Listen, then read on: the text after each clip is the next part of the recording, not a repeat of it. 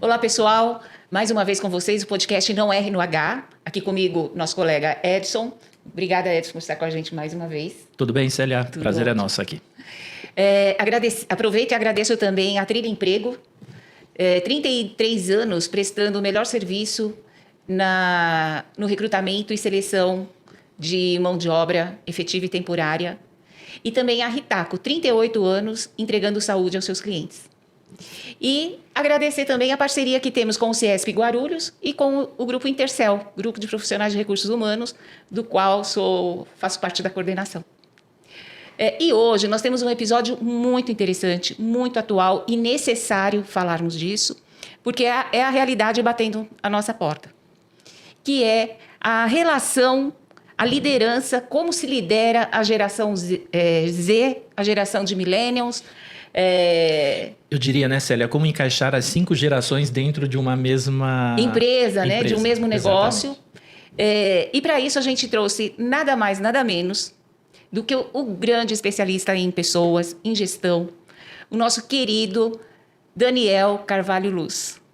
Professor, autor de livros e ex-executivo de recursos humanos em grandes organizações, uma carreira brilhante. E hoje ele compartilha conosco um pouco da sua experiência, do que ele conhece sobre liderança, principalmente liderança de diferentes gerações.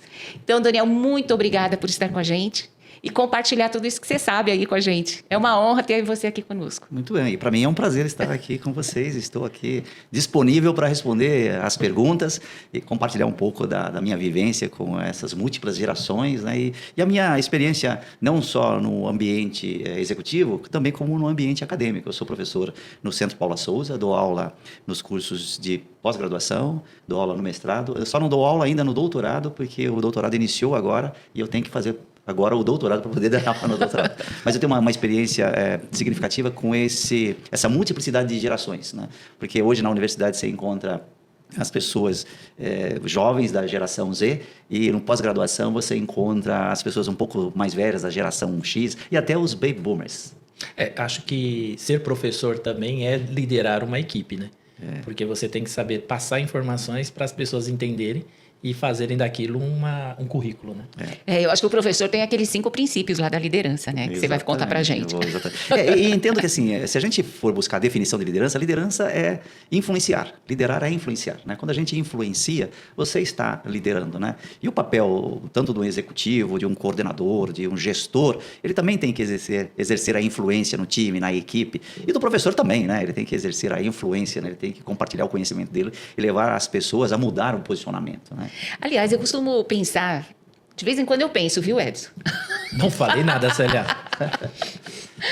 Mas assim, eu costumo achar que liderança é um atributo que todas as pessoas, independente da posição que ele ocupa na sua empresa, no seu trabalho, é um atributo que ele tem que desenvolver, né? Porque se você pegar, por exemplo, um marido, uma esposa, pai, mãe, ele em algum momento, aliás, em todos os momentos, ele está liderando ali a família. Sim, sim. Né? Então começa ali. A mesma coisa o irmão mais velho, né? Ou o do meio. Enfim, o tempo todo a gente está usando os atributos da liderança para se relacionar e conviver com as pessoas, né? Então, acho que todos nós deveríamos olhar muito nesse E a gente vive um ambiente onde, como você falou, liderar é quase que obrigatório, porque eu tenho que ser líder de mim, eu tenho que me liderar também. Primeiro, né? Primeira coisa. Liderar os outros, porque sempre vai ter uma oportunidade, não importa. Às vezes a pessoa participa de uma comunidade, seja ela religiosa, uma comunidade do bairro, ou na vida profissional, ou na vida acadêmica, muitas vezes, num trabalho Até escolar, né? A gente tem que liderar. Até quando você é criança, tem Isso. aquelas crianças que sabem liderar também, né? Tem algumas pessoas que já têm isso inato, né? Esse bichinho da liderança, né? Tá no DNA, né? Tem algumas pessoas que já têm essa facilidade, essa propensão para liderar. E tem outras que têm que aprender, né? Porque a vida cobra que você lidere. Que ele pode desenvolver, né? Exatamente, É isso. Ele não precisa ter nascido líder, mas ele pode desenvolver esses atributos. Deve desenvolver. Então tem aqueles que são líderes nato, aqueles que já nascem, né? Já conseguem conduzir uma equipe, conduzir um time.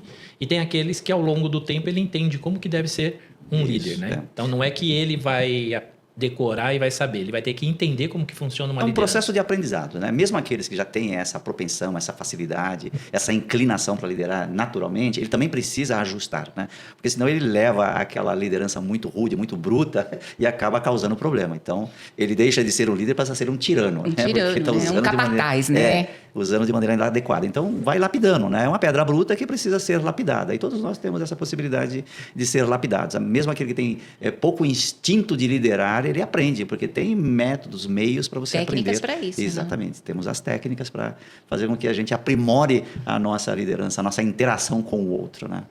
Daniel, assim, e essa confusão que hoje existe de gerações, né? A gente fala de baby boomers que estão saindo do mercado de trabalho, estão fazendo já essa passagem de bastão para a geração X, né? Geração X liderando os millennials, chegando agora os Gen Z, né? Isso. O Gen Z. Como que é essa mistura toda? Como que o líder consegue, né, ter repertório para conversar, para se comunicar com toda essa geração, esse público tão E é distinto? importante que tenha o repertório, né? Porque é difícil você conversar com alguém que faz parte da geração Z. É o outro vocabulário, né? Às vezes eu tenho uma outro filha... dialeto, né? Outro dialeto. Eu tenho uma filha que é da geração Z, e ela manda uns WhatsApp para mim, alguns recados, às vezes digita, e é terrível, porque tem coisa que eu não consigo decifrar, né? Então, sim, tem que ter um repertório, tem que ter a disposição de aprender esse repertório, né? E algumas vezes aposentar alguma palavra que era tão comum e que hoje isso pode soar como uma agressão. Né? A gente tem que ajustar as nossas frases. É outra maneira de se comunicar com esse público. Esse público, eles querem mais clareza, mais objetividade. Eles não gostam da rispidez, da rudeza. Eu costumo dizer que eles têm a pele muito fina e qualquer lixa grossa pode feri-los, né? E a gente tem que aprender. E a nossa geração falava-se da lixa grossa, né? A nossa geração, a minha geração é lixa grossa. Eu tive que aprender, porque eu aprendi a ser lixa grossa com o meu pai. E se eu tratar hoje a minha filha como meu pai me tratou, eu vou ser preso. Até o pet hoje já está bem protegido, exatamente. né? Então, mas isso não é defeito, né? Eu sei que as pessoas gostam de rotular, é uma geração mimizenta. Não. É fruto de uma geração, né? Se eles são assim, é porque, de alguma forma, a geração anterior proporcionou condições ou educou dessa forma. Né? Mas eu vejo vantagem em algumas coisas deles. Por exemplo, eles são ousados, são corajosos, eles fazem coisas que no passado eu adoraria fazer e falar e não tive coragem. Né? Não é? Porque eu era extremamente respeitoso à hierarquia. Não que eles sejam desrespeitosos, mas eles são mais ousados, eles são mais corajosos do que eu fui. Até tem um caso recente de um colega meu. O filho dele tem 30 anos de idade e ambos trabalham na mesma empresa. O pai é um gerente e esse rapaz de 30 anos está perto de uma gerência, já ocupando um cargo muito próximo de uma gerência, e recentemente ele pediu demissão. Né? E ele falou, não sei como eu vou falar para o meu pai. Né? E aí depois ele falou para o pai, e eu falei, como é que foi, né, com o teu pai? Ele falou, olha, meu pai falou que você fez aquilo que eu não tive coragem de fazer. Então, são mais ousados, né? Mais corajosos. Né? E eu acho que a gente hoje, eu estou falando da minha geração, ocupando uma função de liderança, você tem muito a aprender com essa turma aí. Mas eu entendo também que essas mudanças nessas gerações vão acontecendo exatamente por conta do meio, né? Sim. São a tecnologia que chega, que traz mais informações, que te tira aquilo que era duvidoso, que você não sabia, né? Então, hoje as informações chegam muito mais rápido e fáceis na mão de um jovem, né? Sim, que a gente não tinha esse acesso também, né? A gente evolui mais com mais informações e passa a ser mais questionador. Eu imagino que tem esses questionamentos porque tem mais acesso à informação também. E aí vem essa geração nesse formato, né? E essa geração, vamos falar da geração Z, quando ela nasce e entra no mercado de trabalho, a internet já era comum. Ele já teve acesso à internet ultra rápida. Né? Quando eu tive acesso à internet... Discada. Nossa. Internet discada. Né? Aquele passarinho. Eles não sabem o que é isso. Pergunte a um deles o que é isso. Eu estava com a minha filha, eu me lembro que eu fui... hoje ela está com 19 anos, né? Mas era um pouquinho mais jovem quando eu fui no Museu da Língua Portuguesa. E lá tinha uma máquina de escrever, uma máquina Hamilton. Né? Lembro. Você lembra disso? Opa! E aí, alguém lá estava explicando como é que funcionava, né? Colocou papel, né? Rolou o rolo, né? Fez lá todo o ajuste, lá, né? E começou a digitar. E ela olhou para mim e falou, ô pai, que irado! Você digita e já imprime simultaneamente. Já imprime. Então, eles são de outra geração, né? Eles tiveram acesso a outros, eles chamam de devices, né? Outros aparatos tecnológicos, outros...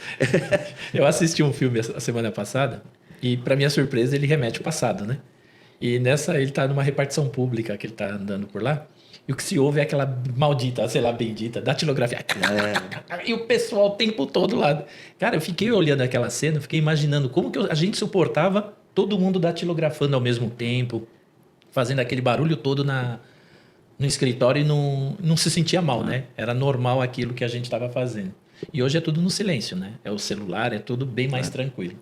E aí, aproveitando o que o Edson falou, né, de 5 gerações no mesmo ambiente, né? Quais são essas gerações para a gente orientar o povo? Nós temos tem uma geração que tem pouquíssimos representantes no ambiente corporativo, no ambiente de trabalho, que é a geração que antecede os baby boomers, né? Eles chamam de geração silenciosa ou os pioneiros. Tá?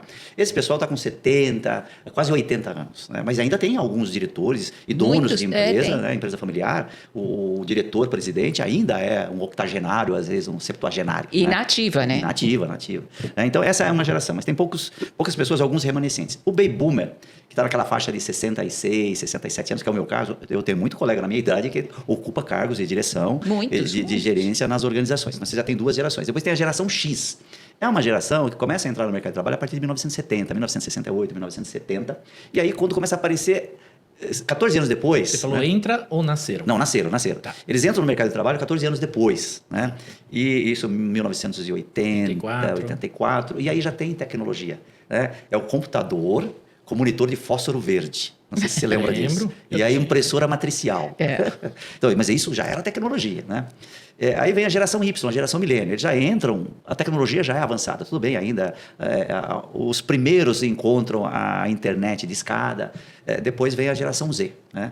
A geração Z, a milênio e a Z, né? A geração Z, ela já entra no mercado de trabalho com internet das coisas, com inteligência artificial, né? Então, até o brinquedinho dela, né? Era um brinquedinho por controle remoto, né? Essa geração hoje ganha drone de presente de aniversário, né?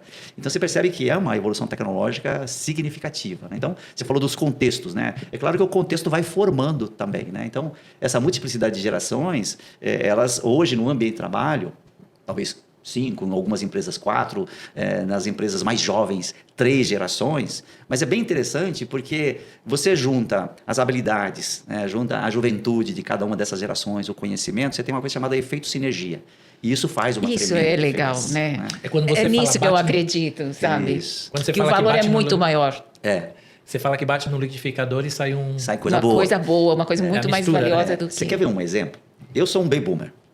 Eu tenho uma certa facilidade de lidar com algumas coisas digitais por causa dos meus filhos. Eles que me ensinaram. Geralmente é assim.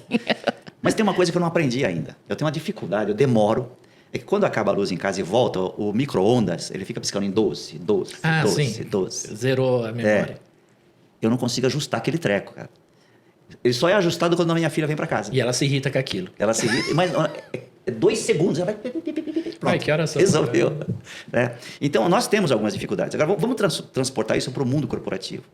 A minha geração, a geração X, ela tem cicatrizes nas costas, né? Aprendeu com os erros, aprendeu com as dificuldades, né? Aprendeu com a pressão. Então, a gente aprendeu. E a gente sabe para onde ir, né? Só que eu não sei como ir com todo esse aparato, com toda essa tecnologia que existe aí. Eu não sei como ir com isso. Essa geração sabe como ir, mas não sabe para onde. Para onde? Então, quando você junta o como ir com o para onde, ou seja, sou eu e eles, é a nossa geração mais velha, e essa geração dá um resultado muito bom, dá uma coisa muito legal. Que é o que eles falam do IA, né? E hoje eles têm facilidade. O IA é exatamente isso. Por exemplo, o IA tem um segredo para você obter um bom resultado do IA, é o prompt. Exato. É você saber perguntar. Detalhes. O que perguntar. Né, como estruturar para sair uma boa resposta. A juventude não tem essa facilidade. Se bobear, usa gíria. Eles ainda, não né? têm histórico. Então, não sabe fazer uma pergunta. O segredo de uma boa resposta é uma excelente pergunta. Nós sabemos fazer pergunta. Eles estão aprendendo e aprenderão. Né? Sim. Então, Em psicologia, a gente fala que mais importante do que a resposta é a pergunta. E como dizem que a IA ela acaba sendo diferente a cada experiência que ela vai tendo, Exatamente. assim que todos os baby boomers, geração X, todos jogarem disso dentro da IA, tudo que você está passando hoje sozinho para a IA, é a IA que vai responder para eles. né? Então, no meu entendimento, a gente está transferindo o nosso conhecimento também para dentro da Sim, IA. sim. Não, eu uso a IA, eu uso bastante, mas não aprendi sozinho. Eu aprendi com meu filho. Meu filho de 30 anos, né? E ele que me ensinou. Ele falou, pai, você tem que fazer assim, assim. Agora, o resultado que eu obtenho é o melhor do que o que ele obtém. Porque você né? já sabe como é que Já tem sei, que colocar tudo. Ele me ensinou, vai lá, aprende, você pode fazer isso, você pode colocar algumas coisas, você pode ensinar ela. E eu comecei a fazer, falei, pô, esse negócio funciona mesmo. Mas eu aprendi com ele, né? Até escolher qual IA eu vou utilizar para determinados projetos, para determinadas coisas. Eu acho que então o seu filho poderia ajudar a gente também, porque essa parte eu não Mas sei qual que é para ajudar, porque não, mas Gente, só eu peço, por favor, muito obrigada. Não, mas ele trouxe um negócio legal, eu gostei dele. Olha que interessante, ele também pode ajudar a gente. Essa humildade no mundo corporativo é importante. E hoje surgem, por exemplo, situações que a gente chama de mentoria reversa. O que é uma mentoria reversa? Eu tenho essa experiência do mundo corporativo, um histórico, né? E esse garoto de 30 anos, de 25, de 18, pode ser o meu mentor na área de tecnologia. Perfeito. Pode me ensinar a ser mais ágil do que eu fui. Pode É a me troca, ensinar, né? Exatamente. Agora eu posso ensinar para onde é que vai. Só né? que você, por ter uma experiência maior que a dele, você não pode se sentir melhor que ele. Você tem que entender que você tem que também ceder esse espaço para ganhar conhecimento. É aí onde entra a humildade e vulnerabilidade. né? Eu tenho que ser vulnerável. Eu tenho que assumir meu ponto fraco e a minha fraqueza. E nisso ele é melhor que eu. Então, quando a liderança assume a sua vulnerabilidade, fala, não, eu tenho fraquezas nisso, eu tenho suscetibilidades nisso. Né? Ele também tem. Então, não existe um melhor que o outro. Existe duas pessoas com expertises diferentes e complementares. Né? E aí o líder não pode ter medo de passar Não e nem pode, tem não. vergonha de absorver Nem também. E as empresas estão percebendo isso? O que elas vêm fazendo para tirar o melhor dessa fusão, né? Dessa junção aí de gerações, Daniel? Eu tenho, inclusive, ajudado algumas empresas nesse sentido, implantando programas de mentoria reversa, mas eu entendo assim que a gente tem que passar por uma reciclagem. Né? Reciclagem da empresa, tem uma conotação ruim, né? Você tirar o ruim. Joga lá a massa, né? E sai. Mas a verdade é que é essa, isso. né? Eu tenho que desaprender e reaprender. Né? Eu tenho que desaprender alguns vícios que não funcionam mais nos dias de hoje. Né? E reaprender novas competências, novas habilidades. Né? E não tenho que ter receio de trabalhar numa equipe multigeracional. Né? Aliás, as empresas estão fazendo isso, colocando equipes, não só equipes jovens, né? E também não só equipes extremamente maduras, né? Maduras na idade, maduras no conhecimento de negócio, na experiência. Mas essa multiplicidade de maturidades diferentes, elas enriquecem. Algumas vezes precisamos de um pouco de inconsequência dentro de uma equipe. Ou seja, porque aquele conservadorismo pode nos tornar rígidos demais e perder oportunidades. Né? Então, um pouco de ousadia pode temperar bem uma equipe, ela pode ser mais inovadora com esse público aí. Eu entendo dessa forma. Eu até compartilho dela porque uma coisa que já ouvi falar da forma como que a gente trabalha. Né? Então, às vezes, a gente está tão limitado que aquilo que a gente fez não deu certo que a gente não revisita mais. Só que o novo chega lá e revisita aquilo que você vai falar, não vai dar certo. Só que ele vai lá e faz. Por quê? Porque foi um momento diferente. Exato. Então foi num momento onde aquilo daria certo. Só que você não arriscou porque você já tinha experiência passada de que não daria certo. Mas não era o momento, né? Não era o momento. O oportuno, né? Então acho que tudo tem a sua etapa claro, e às vezes repetir é necessário. Eu entendo também dessa forma. Daniel, mas você acha que é mais um conflito de geração? Quer dizer, todo mundo está nesse conflito, né? Como que lida com o Gen Z, como lida com o Millennial, enfim? Ou é mais essa falta de desenvolver atitudes, né? Mais de comunicação, de relacionamento... Que não, é tão grande assim esse problema? Eu entendi a sua pergunta. Né? Eu vou até amenizar, eu não vou nem chamar de conflito. Né? Eu vou chamar de expectativas diferentes. Né? O que todo mundo fala em conflito, né? Eu algumas vezes até uso a palavra conflito, mas eu acho ela pesada. Né? Eu acho talvez um confronto de ideias. Não é um conflito. Confronto de ideias são posicionamentos diferentes. Né? Hábitos diferentes, conhecimentos diferentes, aí tem um confronto. Mas conflito não é quando bate, né? O confronto é quando você discute. O conflito eu acho bélico, eu acho belicoso, eu acho que é tóxico, né? A gente classificar dessa forma, que dá a impressão mas existe isso? Existe até literatura colocando como conflito de geração. Eu não gosto do termo, né? Eu dou uma amenizada no termo, porque o conflito já predispõe a alguém ser vencedor. Né? Ganhei a guerra. É isso. Né? Então, o confronto de ideias, você tem concessão de ambas as partes. Né? As partes podem fazer concessão e a gente chegar a um termo que é um termo bom para todo mundo, bom para os negócios. Né? Então, eu vou usar a palavra confronto e a palavra expectativas, né? Cada uma das partes, né, tem as suas respectivas expectativas. Nem sempre a gente sai feliz, tem uma expectativa e tem ela atendida. Algumas vezes é parcialmente atendida, né? Outras vezes não é atendida, a gente sai frustrado, mas isso faz parte do ambiente de negócios, né? Nem sempre a nossa expectativa é atendida. Então, eu mudaria essa questão de conflito para confronto de ideias e incentivo as partes a fazer as devidas concessões, né? Porque aí vai funcionar, todo mundo vai sair de alguma forma ou plenamente atendido ou parcialmente atendido, né? É assim que eu gosto, né? E dá para resolver, viu? Né? Dá para gerenciar essas expectativas. Ótimo. Mas existe também muito preconceito, né, em relação às questões geracionais. E aí o preconceito é de ambas as partes, né? Sim. Porque eles podem até nos rotular como jurássicos, né? E nós como os mimizentos, né? Necessariamente não somos Cada um dando seu apelido, exatamente, né? Mas aí são os rótulos que as pessoas criam que não é legal, né? Criar esses rótulos, esses estigmas não ajuda ninguém. Somos uma equipe com uma multiplicidade de gerações e podemos obter o melhor trabalhando juntos. Podemos obter sinergia. Eu acho que fica mais saudável a gente ir com essa postura porque você obtém o melhor resultado.